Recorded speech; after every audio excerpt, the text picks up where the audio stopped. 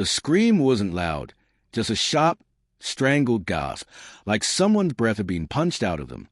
But inside the quiet, flower-scented dressing room where Emma sat getting her makeup done, that tiny sound sliced the air like a blade. I turned instantly.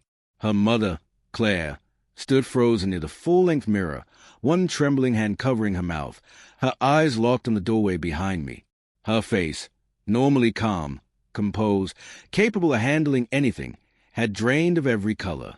Before I could speak, she whispered, "Oh God, no." The makeup artist paused, confused. Emma frowned. I followed Claire's stare to the open doorway, and saw the woman standing there, tall, elegant, dressed head to toe in a deep maroon dress that hugged her like it knew all her secrets. A woman I had never seen before, but Claire had, and whatever she saw in that woman's eyes shook her to her bones. "Hello, Claire," the stranger murmured, voice steady but thick with something. Guilt? Triumph? Pain? "It's been a long time." Emma blinked, then glanced between them. "Mom? Who is she?" Claire didn't answer. The stranger's gaze softened as she looked at Emma, the bride, radiant, her blonde hair pinned up with pearls. "You look beautiful," she said quietly, "just like your father always said you would on your wedding day." A beat of silence. Then Claire's voice broke like shattering glass. "Why are you here, Olivia?" The name hit the room with the force of an explosion, because everyone knew Olivia Hart, the woman who destroyed 3 marriages in our town, the woman who'd vanished 5 years ago after a rumored scandal, the woman whispered about at dinner tables but rarely spoken of by name, the mistress. I just didn't know she was their mistress. Emma looked at her mother again, panic creeping into her voice. "Mom, what's going on?" Olivia stepped deeper into the room. "I didn't come to cause trouble today. I came because I need to tell the truth, before it ruins more than it already has." Claire's shoulders tensed so tightly I thought she might snap. "Get out," she hissed. "You have no right."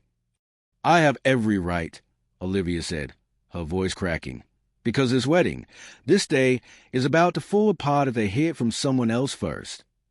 My stomach twisted. The sense of impending disaster thickened the air. "Tell what?" Emma demanded. But before either woman could speak, the door swung open again, this time with a familiar voice hurrying in. "Honey, they're ready for—" Emma's father, Mark. The moment he saw Olivia, the world seemed to collapse. His breath stopped, his eyes widened, his body jerked like he'd been electrocuted. He whispered her name with the ghost of a memory he thought he buried. "Olivia!"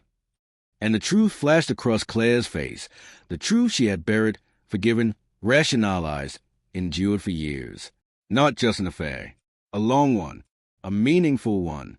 One that never truly ended inside Mark's heart. Emma's voice trembled. "Dad? Why does she know you? Why is she here?" Mark stepped forward shakily. "Emma, sweetheart, let's not do this right now. It's your day." Olivia's bitter laugh was soft but devastating. "Still hiding, even now?" "Stop," Claire snapped. "Please, don't do this to her." But Olivia looked at Emma with raw sorrow. "I didn't know how else to protect you." Emma frowned. "Protect me from what?" Olivia inhaled sharply and braced herself. But her voice faltered. "From the truth about your father. About us. About why I left. About why he begged me to stay." The room fell deathly silent. Mark's face went red. "Olivia, that's enough." "No," she whispered. "Not enough. Not anymore." Claire was crying silently now, tears rolling down her cheeks even as she tried to keep her chin high. Emma rose unsteadily from the makeup chair. "Dad, is this true? Were you?" Mark swallowed hard. "Emma, please, let's step outside. I'll explain everything." Olivia shook her head.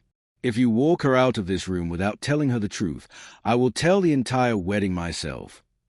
The threat was heavy, real, and Mark knew she would do it. His eyes met Claire's.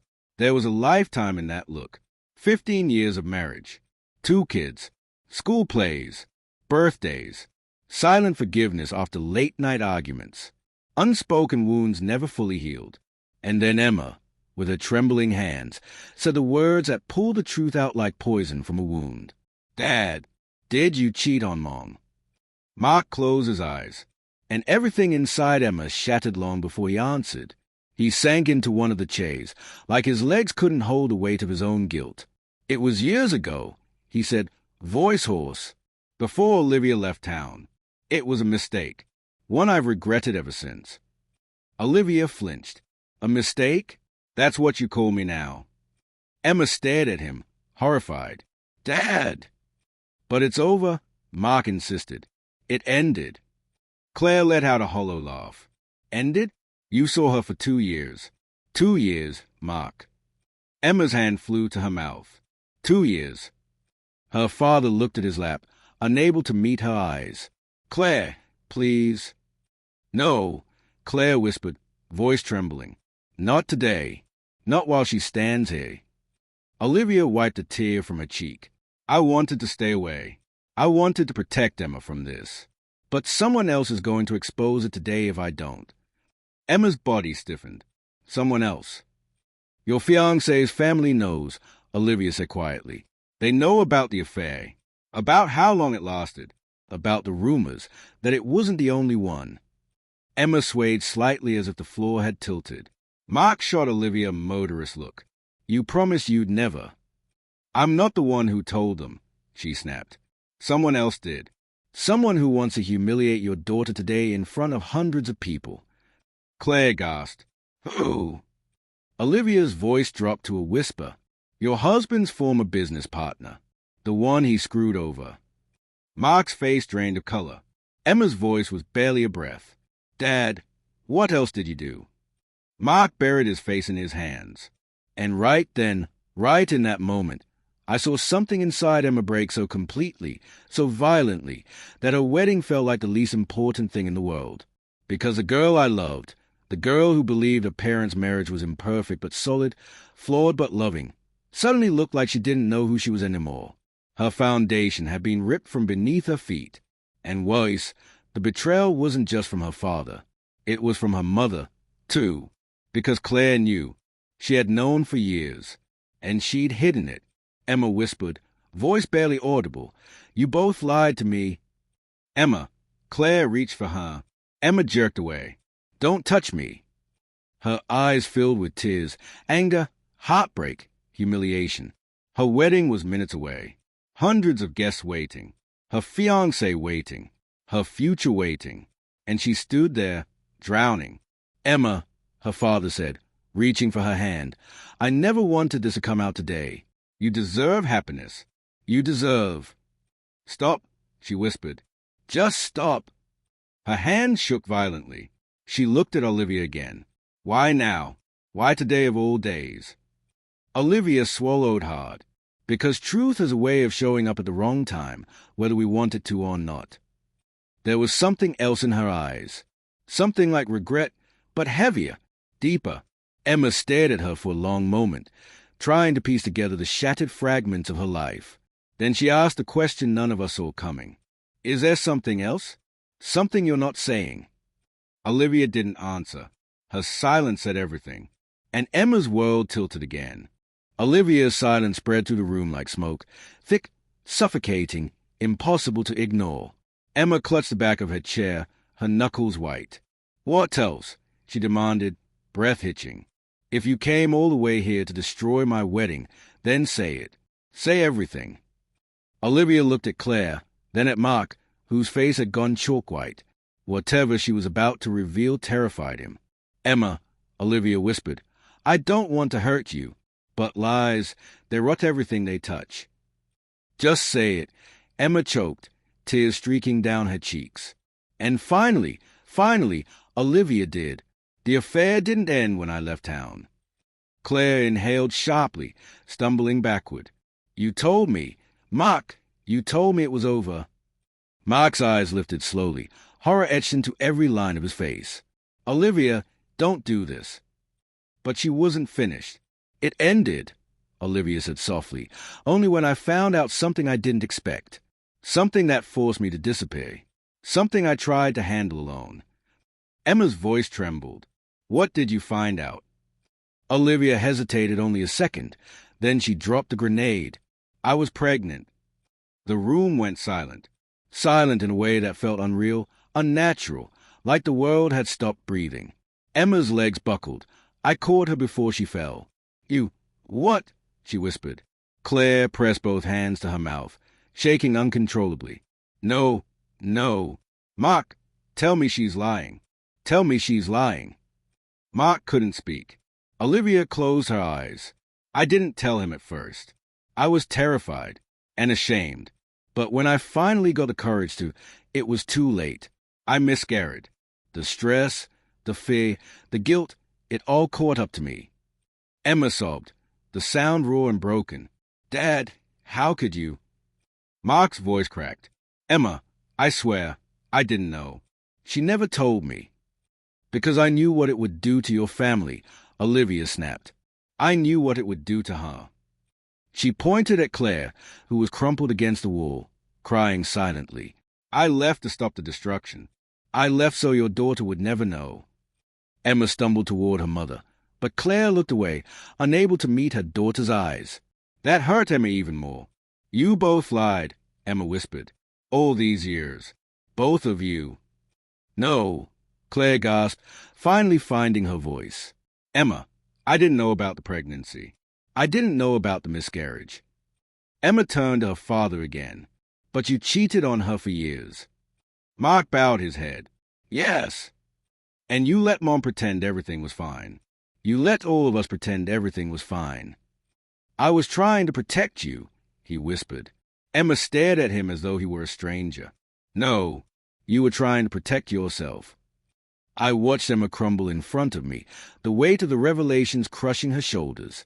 Her wedding day, her perfect, dreamt-of, meticulously planned wedding, had been hijacked by truth, betrayal, ghosts. And I knew there was more. Olivia hadn't come only because of guilt. She'd come because someone else had threatened to expose everything. And that someone, apparently, was waiting downstairs among the guests. Emma wiped her face with trembling hands. "I need to talk to Noah," she whispered. "Her fiancé, her anchor, her last solid piece of ground." But Claire moved suddenly, grabbing her arm. "Wait! Emma, listen to me." Her voice cracked on every word. "Before you speak to Noah, there's something else you need to know." Emma froze. "No," she whispered. "Mom, no, I can't. Not another thing. Please." But Claire's eyes, full of grief, fear, and a new kind of guilt, held her still. "This isn't just about your father," Claire whispered. "This is about why all of it is coming out today." Mark looked up sharply. "Claire, don't." Claire ignored him. "You know your father's ex-business partner," she said, voice strained. "The one Olivia said was going to expose everything." Emma nodded shakily. "He wants revenge on your father. And not just for the affair." "Mom, what are you talking about?" Claire closed her eyes. "The partner. He confronted me last month. He told me Mark didn't just cheat on me." Emma's breath stilled.